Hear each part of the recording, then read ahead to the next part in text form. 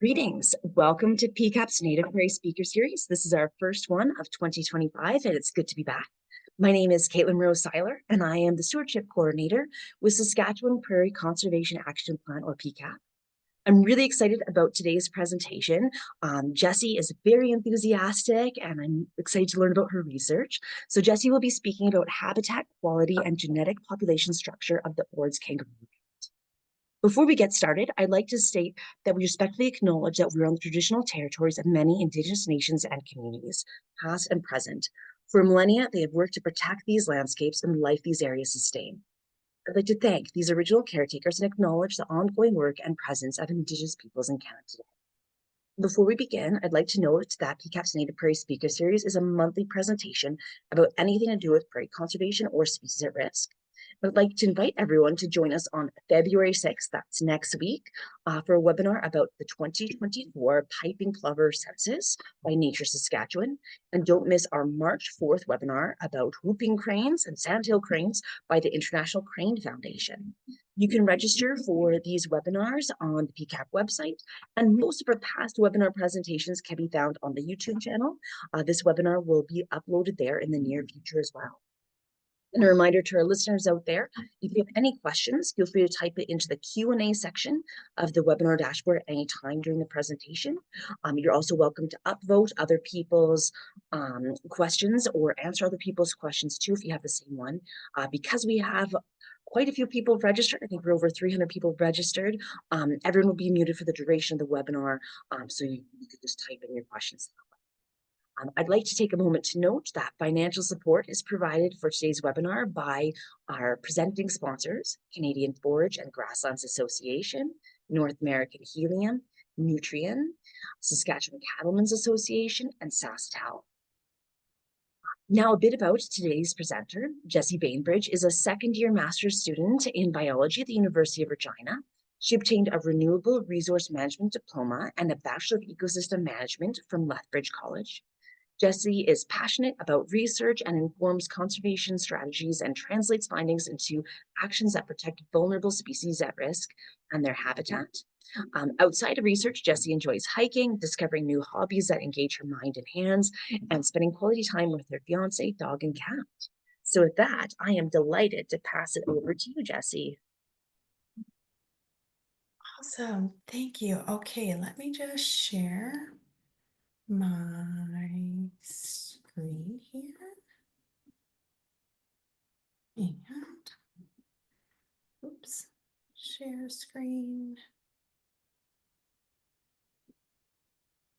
Hopefully you can see my screen there. Yes, perfect. Awesome. All right. Well, firstly, I'd just like to thank PCAP Caitlin for inviting me out. And I'd also like to thank everyone for joining here today to hear me talk about kangaroo rats. So like Caitlin said, I'm a master's student at the University of Regina, and I'm co-supervised by Dr. Chris Summers with the university and Dr. Ryan Fisher with the Royal Saskatchewan Museum. And I'm really interested in applied conservation, using research to help implement and inform on-the-ground conservation strategies to help species at risk, which is really what my research is focused on, so I'm really excited to share. Let's jump right into the kangaroo rat. So contrary to the name, the kangaroo rat is not a true rat, not the rat that we typically associate as a pest. It's in a different family, the Heteromyidae family. And this is actually one of two species found in Canada in this family. Up here is the olive-backed pocket mouse, is the other species. And down here on the right is a baby kangaroo rat. And at this age, they actually quite look similar to the olive-backed pocket mouse.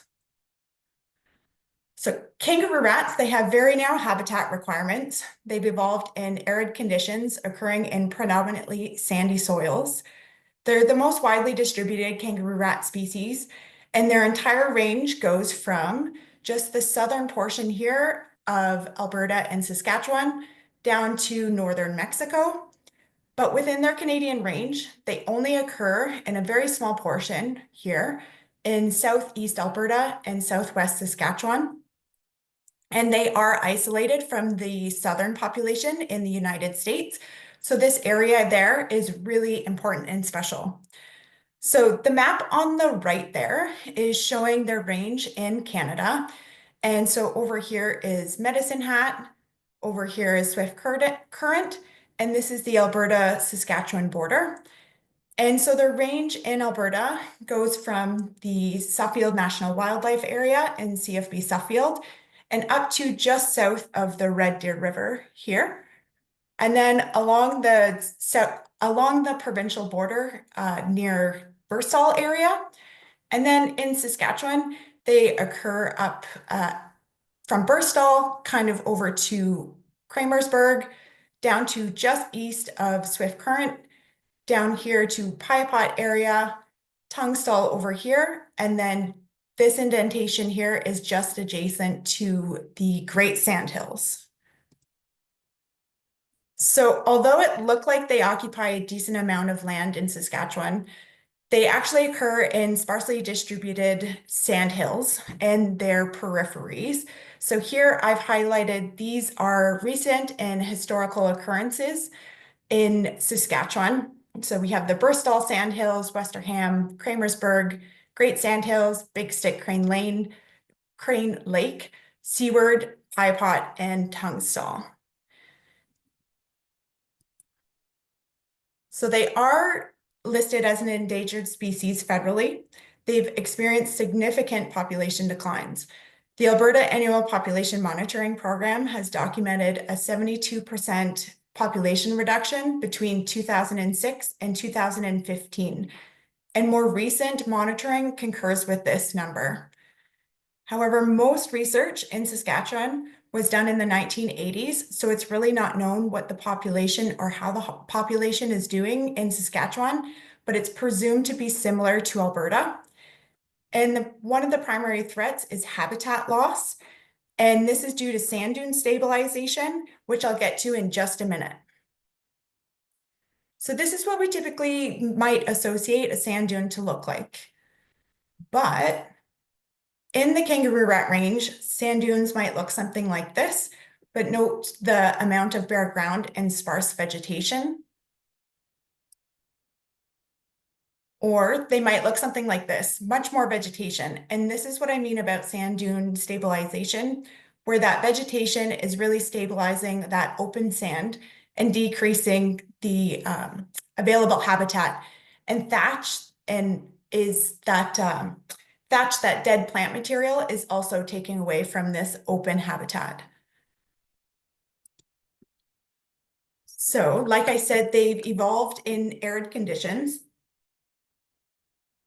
And they have some really neat adaptations that allow them to thrive in these open sandy environments. So here I've pointed out they have these reduced short forelimbs and these unique claws for digging in open sand. They also have these elongated hind limbs for a bipedal type hopping locomotion traveling along open sand, hence the kangaroo rat name or kangaroo part of their name. This part of their name is actually fitting. So you can see here these elongated hind limbs that they hop on. And then they also have these elongated fur tufted tails for balance. So you can see here that the rat's head almost looks like it takes up just under half its body length. And the reason for that is because they have these enlarged auditory bullae, which are the bony structures that house the middle and inner ear. So they're really good at detecting low frequency sounds in open environments. And when you put all of these adaptations together, you get a species that's really good at evading snake strikes. So this is obviously really slowed down, but notice how fast the kangaroo rat initiates jumping. It's pretty amazing.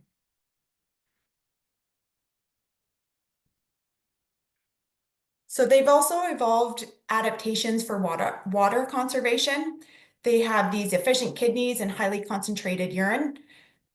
Their water intake is primarily through their food, and they have these convoluted nasal passages and live a semi-phosphorial lifestyle, meaning that they live a large majority of their life underground in their burrows.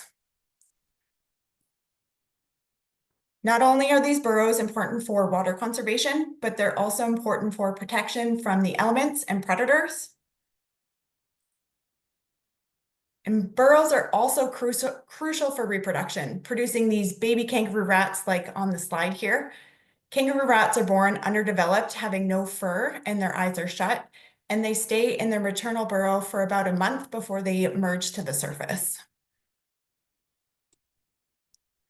So like I said, they have very narrow habitat requirements, and they're very specialized to living in arid environments. So conserving their habitat is really important. So what we currently know about their habitat is that sand dunes are important, and so is the spatial arrangement. And so because habitat is considered the primary threat, I have 2 research questions focused on habitat on a local and landscape scale. So for my first research question, I'm asking, how does sand dune habitat variation affect kangaroo rat success? And so I'm examining kangaroo rat success in sand dune habitat, and I'm specifically examining how reproductive success and body condition vary with respect to vegetation characteristics in sand dune habitat. So to do that, I've selected 9 different sand dunes in Southeast Alberta for vegetation assessment and animal trapping. But what I'm hoping with my research is that it'll be useful for the conservation in Saskatchewan as well. Okay, so how am I looking at local habitat? So in 2024, I conducted 4 trapping rounds centered around the new moon. Kangaroo rats appear to be most active when moonlight is minimal, and this typically occurs around the new moon. So you can see here, the new moon is right here and there's no moonlight. And as we continue through the month, we're seeing more and more moonlight until the full moon. So kangaroo rat surveys, they're done on foot, searching for rats using a flashlight. This is my track. This picture here is a map of my track at a particular site in the 2024 field season.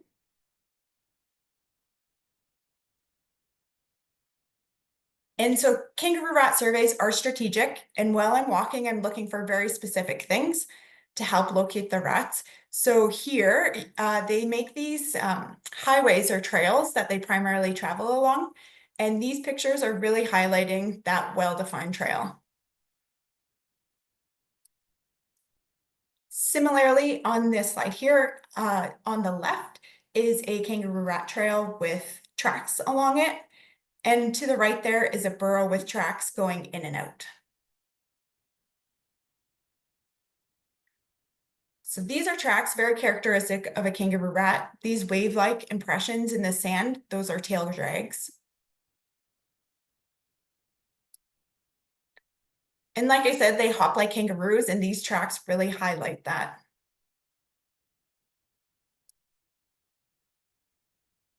So I'm also looking for evidence of foraging activity. The picture on the left there shows a cactus seed pods that have been opened up by kangaroo rats to harvest the seeds. And then next 2 pictures on the right there, that's kangaroo rat harvest along their trail. So what they do is they cut down the grass to harvest the seeds up top.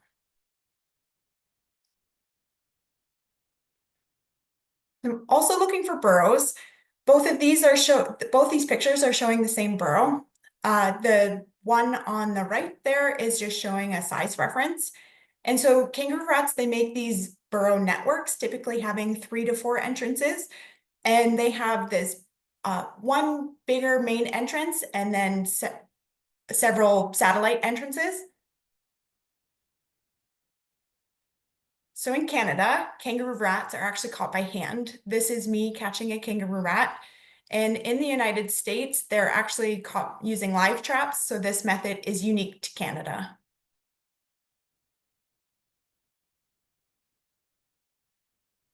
Once a rat is caught, they're bagged. So here, I've caught a rat, and my partner Nicola here has come up to help me to get the rat inside the bag.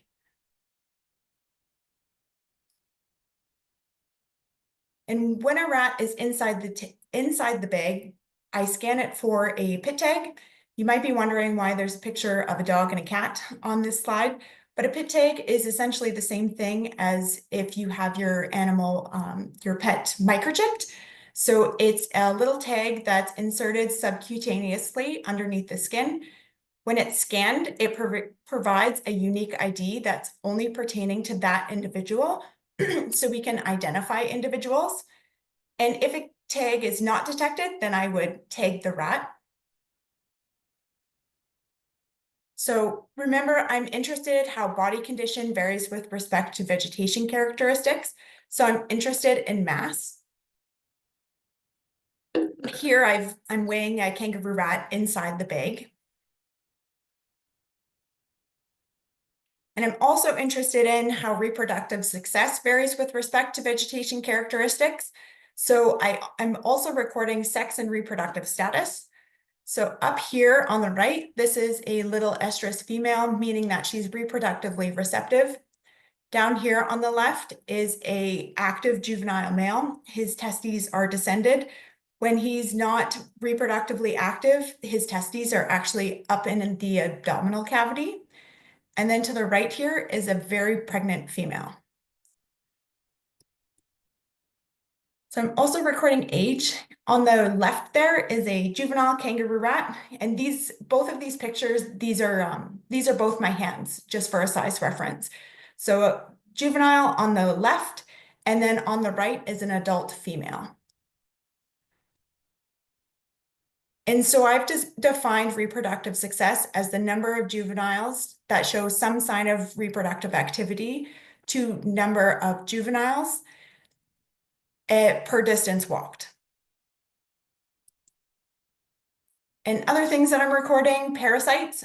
The picture on the left there is a tick that's attached itself to the ear leather of an individual. And on the right is a third instar botfly, a really well-developed botfly larvae. So for vegetation assessment, I've collaborated with the Canadian Wildlife Service. The Canadian Wildlife Service has initiated a project in 2017 on CFB Suffield, the military base in southern Alberta, to look at the effects of prescribed fire in sand dune habitat for the conservation of multiple species at risk. There are actually a handful of at-risk plant species that inhabit sand dunes as well. And so I'm doing vegetation surveys on some dunes, and the CWS is doing surveys on other dunes. And I'm following the same methodology developed by the CWS. So to look at vegetation characteristics, I'm using permanent transects. A permanent transect is a fixed line across the study area spaced at a predefined distance. Plots are defined areas at specified distances along transects where data is collected. So that looks something like this. So you can see here across are my transects going across my study area. And those black dots there along the transect, that's where I would lay a 1 meter by 1 meter plot to collect data. And then these white dots there, those are where I caught kangaroo rats in the 2024 field season. So remember, kangaroo rats, they really like those open environments. So I'm interested in percent bare ground, but I'm also interested in thatch and thatch depth, or that dead plant material, as these take away from bare ground. And it's thought that thatch can impede their ability to dig burrows, inhibit locomotion, then being able to move within their environment. And it could also inhibit their ability to detect predators, as they're really good at detecting those low frequency sounds in open environments.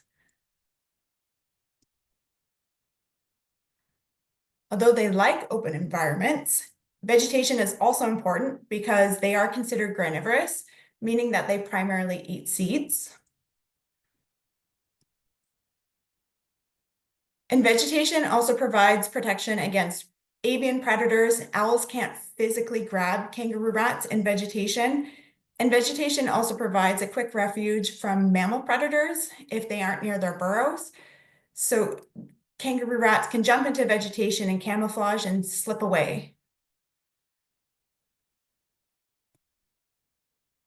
So then I'm also interested in percent plant basal coverage, vegetation height and density, and species composition.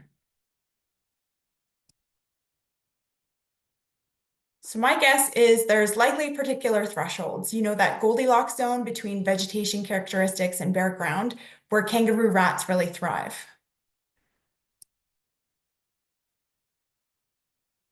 And so again, I want to identify factors that drive kangaroo rat success. So the goal with my research is that we find that Goldilocks zone, that zone where vegetation characteristics really promote kangaroo rat success, so that we don't have to go out and do a bunch of trapping like I'm doing. And instead, we can just do vegetation surveys to identify habitat in need of maintenance or improvement. We could also identify optimal dunes for conservation translocations for population expansion. In conservation translocations, they are the deliberate movement of individuals from one place to another with the objective of being a conservation benefit. We can also help inform restoration projects where kangaroo rats have been previously documented but no longer occur. That concludes my first research question. Moving on to my second. So for my second research question, I'm asking, are there genetically distinct subpopulations, or is the whole population one continuous group? So I'm examining the genetic population structure of the Ord's kangaroo rat across their Canadian range. And so research in Saskatchewan primarily occurred in the 1980s, like I mentioned before. So this is really, really exciting that we can include the Saskatchewan population as well. So I'm essentially asking, are all these kangaroo rats within all of these sand dune complexes, are they genetically the same?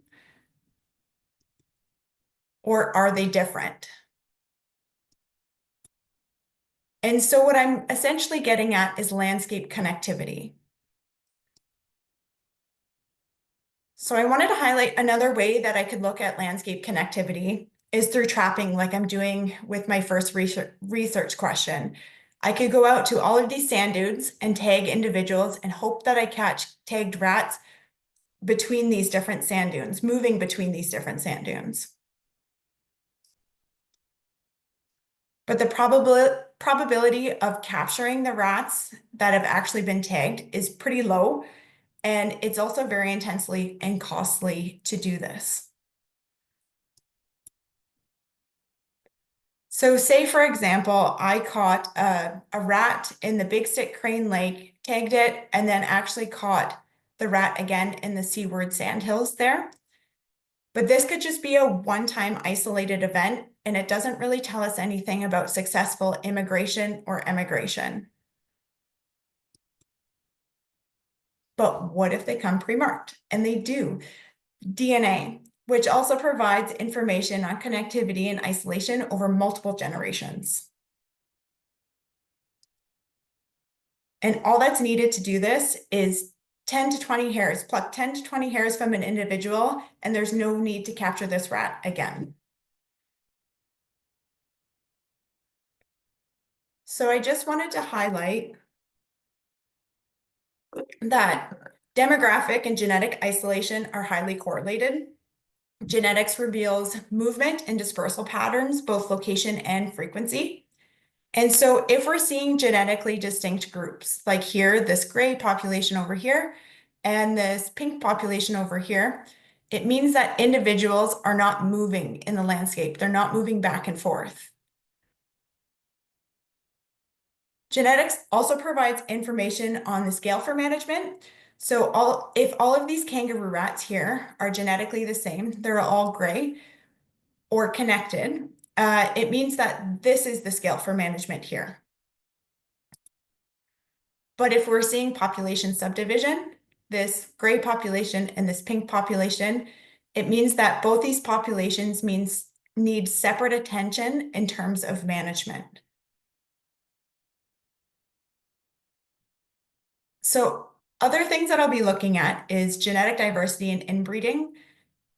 Inbreeding being the breeding of closely related individuals, and these are often inversely linked. And so inbreeding reduces genetic diversity and can lead to inbreeding depression, which is reduced fitness or compromised population health. And genetic diversity is important because it buffers resiliency, for example, against climate change and disease. Okay, so why do we care about connectivity and demographic isolation? We care because if we see this genetically distinct subpopulation over here in Seaward, and it for some reason disappears, for example, due to disease, it means that the probability that these dunes over here, the Seaward dunes, the probability that these dunes will be recolonized is pretty much zero. And if we want kangaroo rats to stay here, it means that we'll have to do translocations to keep them there. But if these two populations are connected, we aren't as worried about local extirpation because the seaward dunes will likely be recolonized by these gray kangaroo rats over here by rescue dispersal. Okay, so what is this scale for management and genetic diversity mumbo jumbo that I've mentioned? So what we really end up being able to do is allocate resources and address separate needs. For example, so this gray population over here, it has high genetic diversity and we're seeing connectivity. So we might just need to maintain whatever's going on over here in terms of conservation and management.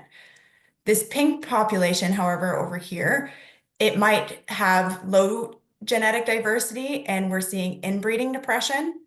So we can start to prioritize this seaward population in terms of conservation and management. So essentially now we have a smaller scale for management and have allocated resources and address separate needs.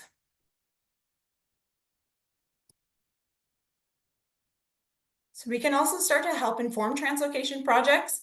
So in my example, I've identified that this seaward population over here, it has low genetic diversity and is experiencing inbreeding depression. So maybe it could benefit from translocations to increase diversity.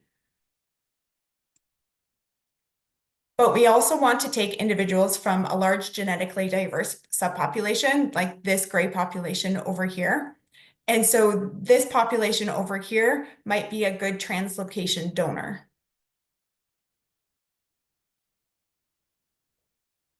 So if we find population subdivision, we can also start to infer the isolation mechanism.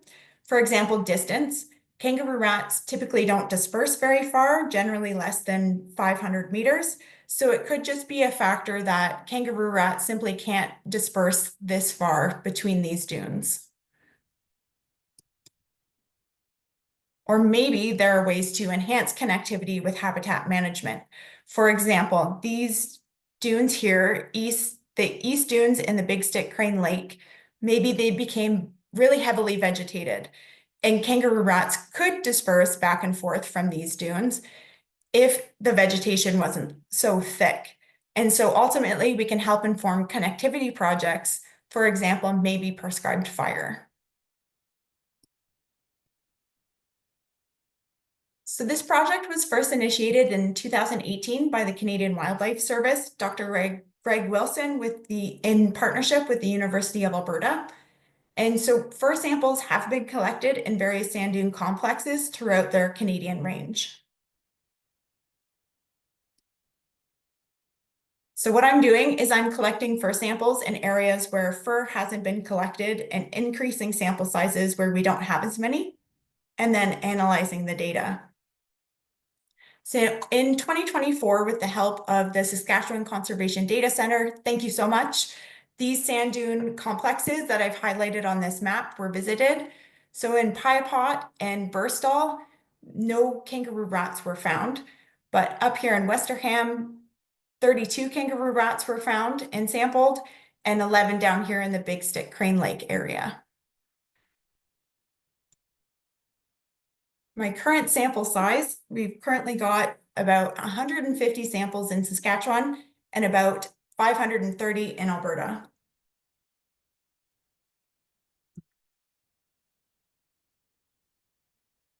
So these are preliminary findings courtesy of Dr. Greg Wilson.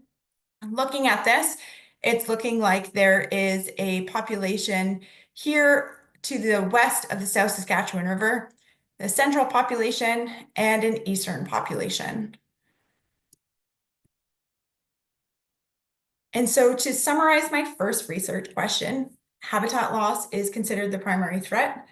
Sand dunes are important, and so I'm identifying vegetation characteristics that are most optimal for kangaroo rats. Summarizing my second research question, genetics can help identify populations most at risk and help allocate resources. Most research in Saskatchewan occurred in the 1980s, so examining the population structure contributes to this limited body of knowledge. Stay tuned for results. I've got one more field season in 2025, and maybe PCAP will have me back to share results. I'd like to thank all my funders very much, my supervisors, Sandy Robertson. Without you, this project wouldn't have been possible. Dr. Greg Wilson, Candace Neufeld, and Sarah Lee for collaborating with me. All the wonderful volunteers that helped me in the 2024 field season, thank you so much. And the landowners and Department of National Defense for letting me work on their properties. I've got one more thing. So I'm still looking to collect for samples in 2025. Is if anyone has sand dunes or you might have kangaroo rats and doesn't mind a crew coming out to catch some rats, please contact me. My email is just there.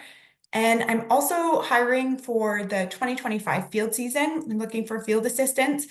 I've posted on the job posting on several social media platforms, but if you can't find it and this work really interests you and you'd like to join the team, just email me and I will send you the job posting. And with that, that concludes my talk. Thank you so much for sharing your enthusiasm with us today. And we will absolutely have you back when you want to talk about your results. Whatever works for you, just let us know. We would love to have you back anytime. And of course, we have lots of questions already, and they're coming in more and more. So I guess we've got some time. I'll give them to you kind of rapid fire, and hopefully we can make our way through the questions here. So the first one is from Jazz. If a kangaroo rat is not actually a rat, what kind of rodent family is it in? In the Heteromyidae family, yeah, the true rat or the rats that or old world rats, they are in a different family, the Muridae family. And so the kangaroo rats in the Heteromyidae family. Okay, perfect. Oh, sorry. Are there other small rodents with tails as long as the kangaroo rats? Dwayne says that he's seen a couple of long-tailed rodents in Manitoba. Oh, interesting. Yeah, I can't remember his size reference. But the pack rat, wood rat, I believe also has a long tail. I'm trying to think of other rodent species that have really characteristic long tails. I can't think of anything. I can't think of anything else off the top of my head. Okay, and somebody wrote in too that Alana wrote in. She says it could be a meadow jumping mouse. Okay, okay. So there we go. That would explain the long legs too. And yeah, thank you, Alana, for your help there. So our next question is from Paul. Have you looked at historical changes in habitat using aerial photography? Yeah, okay. So aerial photography, Sandy Robertson has been working with kangaroo rats for over 20 years in Alberta, and she's got these really great photos. She's seen that these dunes have they were completely open, and now 20 years later they are completely vegetated, and so aerial imagery has been looked at, and it's quite it's quite sand dune stabilization is happening quite fast. Yes. That's good to know. And Roland is wondering if you've done any work on light pollution, given their sensitivity to illumination levels, and moonlight. That's a good question. No, I have not done anything involving light. What did I read? Some that kangaroo rats, they see. I read a paper not too long ago that um, it was a that they didn't appear to be as that they're actually more active during when we're seeing more light than previously thought, is what I Okay. remember reading. Okay. Interesting. Um, and Roland comments that he's working with Dinosaur Provincial Park with respect to the dark sky preserve, the Royal Astronomical Society of Canada. So maybe the RASC is doing some work with light pollution and towards kangaroo rats. I don't know how much they get into nocturnal wildlife there, but maybe they're doing something there. Yeah. And I just want to circle back to the mice in Manitoba. There's been a few comments come in. Peter says harvest and meadow jumping mice have long tails. So we have Oh, cool. another possibility there as well. Thank you. And Should write these down. and Laura is wondering, she says, I know you took the snakes course last year. Do you see a lot of rattlesnakes with your work? Yeah, I have seen actually quite a few rattlesnakes while looking for rats, and even during the day too. Rattlesnakes are considered one of the primary predators of kangaroo rats. So I see quite a few snakes. Okay. Can you give us a ballpark number, like one a week or one a month? Say two or three, 2 or 3 every month, sort of thing. Okay. And are they out at night while you're doing your research? Yeah, they are. And Oh, one thing that rattlesnakes, they seem to not really rattle at night. huh. Yeah, locating them with the flashlight is how I've primarily found the snakes. Okay, that is good to know. You know, I don't often go traipsing out on the prairie when it's dark out. And I live in a place where rattlesnakes are commonly seen. So that's just good to know, to be aware that they could be out at night. I did not know that. So thank you. Um, Um, so Kristen says, in your research, have you come across any studies on techniques to destabilize dunes, perhaps using fire, or anything like that? Yeah, okay. So there's actually a project going on led by Sandy Robertson in Southeast Alberta. It's a habitat restoration and translocation project. And so fire has been used to open up these sand dunes, prescribed fire, uh, in CFB Suffield. And Sandy has seen really great success with using prescribed fire. Okay, interesting. And Kristen comments that she was a research assistant with Sandy during her master's research. So I'm guessing that was a little while ago, but yeah, right on. It's a small world. Oh, yeah, that's great. Yeah. And Erica says in some of the locations you did not capture any K rats. Are these populations locally extinct in those areas? Are there roads that have been an effect on mortality or cross dispersal? Yeah, that's a really good question. So I don't know for sure if they're extirpated from those areas. I know that we looked for kangaroo rats. It looked like there was some good habitat in some areas and not so good habitat, those open sand dunes there. I think that effort definitely needs to be increased to actually confirm if they are or aren't there. Um, I also didn't mention too, I don't think I did anyway, kangaroo rats, they'll also inhabit these sandy roadsides and cropland margins where we're seeing, and that's what I meant with the dune peripheries. And definitely a risk of road mortality along these habitats and like physical destruction of their burrows, sort of thing. What was the question again? Mid-sentence, I just forgot. That's okay. And there was kind of two questions there. So Yeah. one is, do you think like when you didn't capture K-rats, are the local populations extinct? And then the second one, roads and road mortality, is there an effect? Yeah, definitely at risk of road mortality in those habitats for sure. Mhm. Okay. And we have a question about botfly larvae. When you Mhm. found the botfly larva, did you remove it? Um, no, I didn't remove the botfly. So they have these little barbs along their body to hold on to the kangaroo rat. And so Hmm. removing them would actually cause damage. And then there's also a risk of tearing apart the botfly larvae, and which can cause infections and bad things for the kangaroo rat. But if um, when they're really well developed, like the picture that I showed, they you can kind of massage the outside of it, and maybe the botfly might think that the kangaroo rat's being eaten. And so it will exit itself. I didn't actually experience this. I tried, but apparently that can actually happen. Wow. Huh. That's one thing that kind of grosses me out a bit. Botfly larva.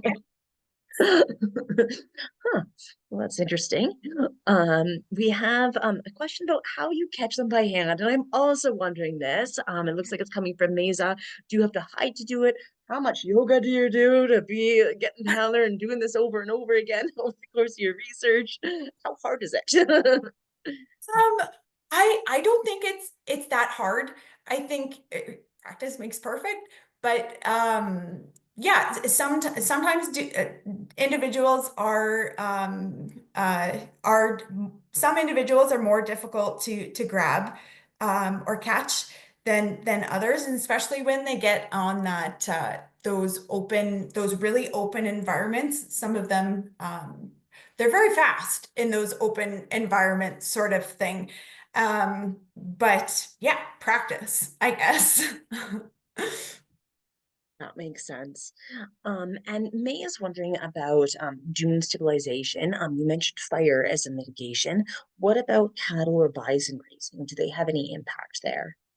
Yeah, so um, since European settlement, we've seen lots of different changes with the land. So fire and loss of these large grazers.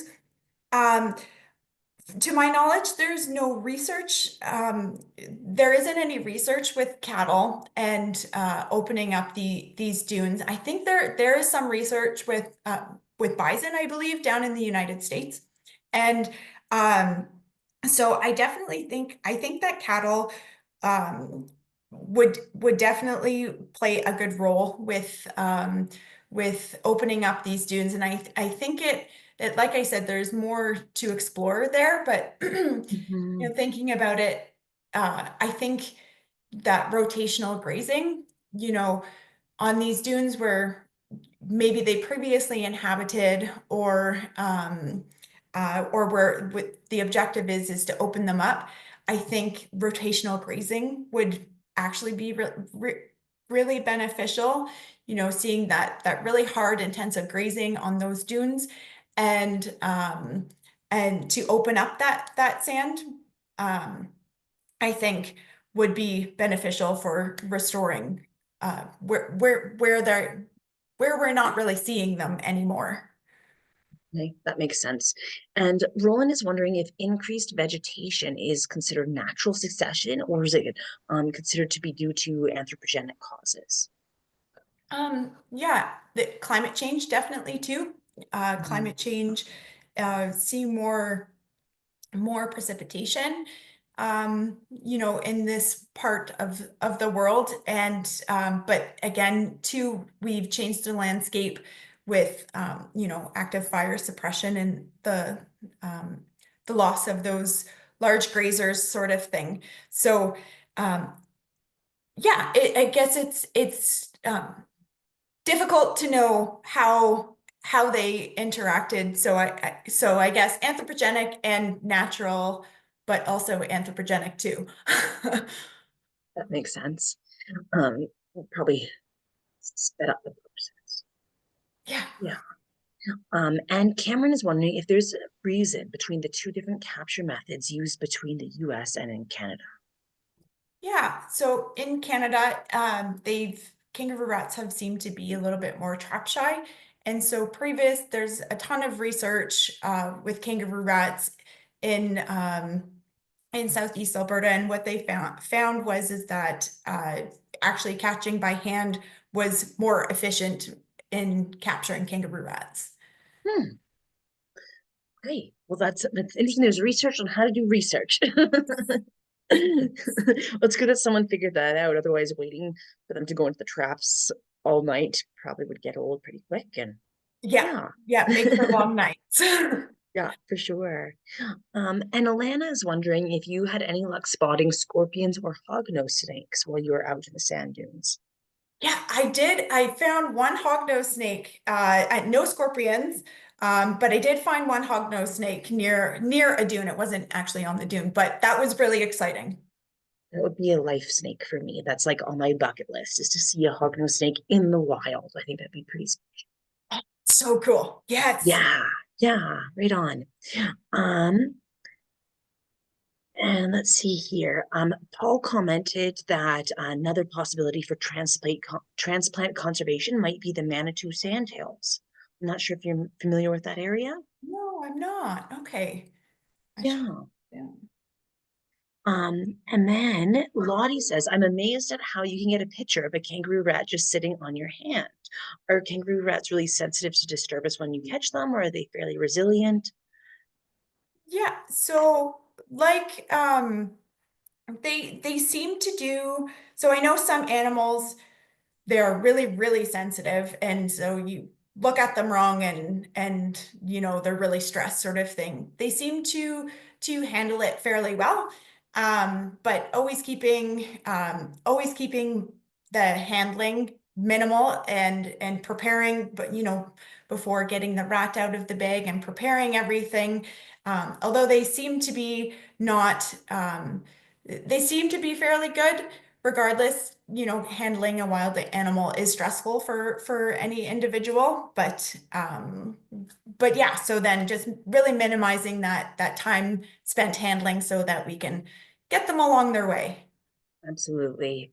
And Ashley's wondering, what is your capture rate for hand catching animals? Have you considered how different habitats and resulting changes in escape rates could impact your population estimate? Yeah, that's a really good question. And that's why I've implemented the per distance walked too. Oh, Um, okay. when looking at how vegetation and sorry how body condition and reproductive success varies. Um, just anecdotally, I've noticed that some kangaroo rats in different habitat in different dunes, they seem to be a little tougher to catch than in other dunes. Um, what was the question again? I'm so sorry. Um, have you considered how different habitats and resulting changes in escape rates could impact the population estimates? I think you answered that part. The other part we're all dying to know is what's your capture rate? How many tries do you have to do to get there and catch them? You make it look really easy on the video. I think to date, how many rats have I caught? I've caught 200 and I think it's between 240 and 260 rats in the 9 different sand dunes. Hey, wow. Yeah, yeah, So it's working. it's working. It's working. Yeah, yeah, right on. And Mesa's wondering about what are the chances of seeing a kangaroo rat during the day? You were in their house. Very, very low. I think if so, like during like the peak days, hot sort of thing, very, very low. If a kangaroo rat is seen during that time, I would presume there's something wrong going on, but I don't think it's uncommon to see a rat, when the sun is rising, sort of thing. Okay. And there's a couple comments and questions about the full moon. So Peter comments, rats are least active in full moon conditions. Guidelines recommend a 250 meter buffer to full-time facility light conditions. Do you have any comments about that? I don't know if you've come across that in your research at all. No, so there's a 200-meter buffer for light conditions, sort of thing? Yeah, to full-time facility light conditions. So maybe if there's some sort of industrial equipment or something out there, that they'd have to be 250 meters from any known K-rats or Interesting. I didn't know that. No, I haven't come across anything. That's actually cool. yeah. And Carmen says, sorry if you mentioned this in your presentation, but along with the moon cycle, do you time your surveys when they're reproducing as well? Are they more active when they're reproducing or less?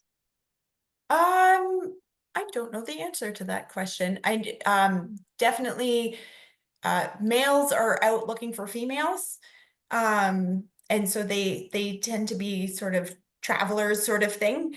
But females, if they have a litter, if they have pups underground, they spend a lot of time underground as well. So and kangaroo rats, they tend to in Canada anyways, their reproductive window is, kind of generally from April to sort of that August area sort of thing. So yeah, that's a good question. I don't have a concrete answer for that, but yeah, that's interesting. Maybe sampling like at different times like you're doing it is helpful too, because you don't know if they're going to go into their burrows, they're going to be out looking around, right? Yeah. Oh, Yeah, one thing I should add though, that we tend to see a lot of juveniles, lots of rats, from that young up the like, year. yeah, July, August sort of thing. So that definitely seeing lots of rats then for sure. Okay, cool, right on. And then we had a comment about botfly larvae. Erica says that when she worked with CWS, they used tweezers to remove the larvae. Thing. Yeah. I have to ask if you cleaned them. Like, did you have to clean them, or did you have um uh any animals rip apart? That's really interesting. Huh. Yeah. Yeah. Well, we'll see if Erica's still on the line, if she wants to write in about that. If she has any more comments about it. Um, and then Christy has written in and says, no question, but really well done, Jessie. I witnessed you in the field this past summer, so I know you're working hard. Thank you for presenting. And then Wanda says, great photos. Looking forward to your follow-up webinar next year, particularly the genetic aspects. So yeah, I just wanted to pass those on. And oh, we had another question come in from Catherine, and she says, do you think you could use the ratio of juveniles to adults to estimate population growth? Um, Population growth. I don't think I could use the ratios for growth.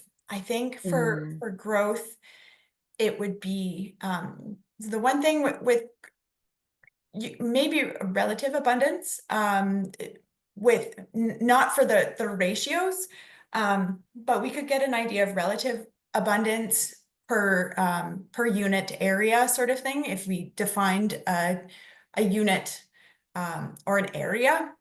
We could look at relative abundance. Okay, that makes sense. And then Landa's wondering, when catching rats, do you see the same ones return to the area within a certain time, and you just wait, or is there a way to tell? Yeah, so kangaroo rats, they are solitary, and so they will actively defend their little territories sort of thing. So it's actually quite neat to capture a rat and then come back, the month later and actually capture that rat within the same rat within their territory sort of thing. That's actually really, really cool aspect. Yeah, it is really neat. And I think that's kind of all the questions that we've had so far. Oh, maybe I spoke too soon. Peter said that his comments were for pre-construction pipeline studies for rats on the Suffield military base, and that was about the 250-meter. Oh, cool. Okay. Yeah, that's good. There's something in place there, and yeah. But I think we're kind of wrapping up. I'll give everyone one more minute if you have any last dying questions for Jessie about K-RATs or her research. And while I give everyone a minute to type that in, I just want to mention that when you leave today's webinar, there's a quick 1-minute survey. If you don't mind filling that out, we really appreciate that because we can report back to our funders and keep our program free and accessible to everyone going forward in the future. I also want to mention just to make sure to check out the PCAP website for upcoming webinars, as well as the PCAP YouTube channel for past webinars. You can also subscribe to the YouTube channel so then you'll be notified when new webinars are uploaded there as well. I should also mention that we have quite a few sponsors for our speaker series, but we also do a silent auction fundraiser, and we are currently collecting donations.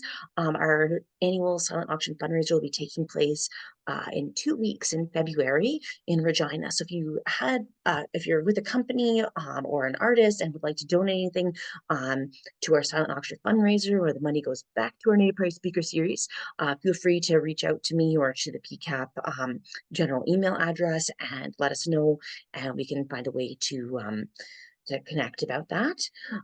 Oh, and Jessie, there's one more question from John that just came in. He said, is any consideration being given to replenishing the Seward Lake area with transplanted rats?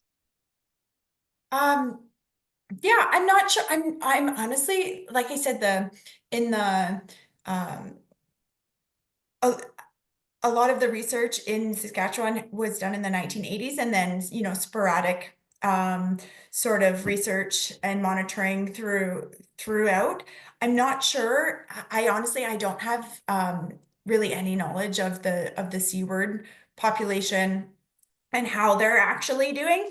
But yeah, I guess that I just use the seaward populate, or I just in case that I have no idea about the genetic diversity in seaward yet, or anything like that. So yeah, I'm not currently, as of right now, I don't know how the seaward population is doing and if they do need translocation, sort of thing. Okay. Okay. And Kristen says, FYI, in Alberta, there's a 250-meter buffer for OK rat dens for solar energy facilities, as the energy facilities are being sited and developed. So I guess there's multiple uses for that 250-meter buffer. I don't know if that's includes Saskatchewan or just Alberta. Yeah. And then Christina Reeser says, thanks for the great presentation, Jessie. We would love to talk further about grazing and possible angles to bring this information to the ranching community in Alberta. And I think you've got your email address up there, so hopefully you can connect with Christina. I agree. This is great information to get out to everybody. Thanks, Christina. Yeah, and we've had quite a few people comment. Thanks for the great presentation. Jana says, I have a fondness for Ord's kangaroo rats since first learning them while working at the Great Sandhills of Saskatchewan. And she agrees that Sandy's findings of the dunes in Saskatchewan are much more vegetated than 20 years ago. And your research is very interesting. So I think with that, I just want to reiterate all the positive comments that we have coming in and say thank you so much, Jessie, for sharing your wealth of knowledge and your enthusiasm with us today. And we really look forward to having you back. Awesome. Thank you so much for having me. Right on. And to all of our attendees, thank you so much for catching today's webinar. If you know someone that would have enjoyed it and couldn't see it, then feel free to send them the link for the YouTube channel. It should be released on our social media tomorrow around noon. And yeah, with that, thank you so much, everyone, and have a great rest of your day. Bye now.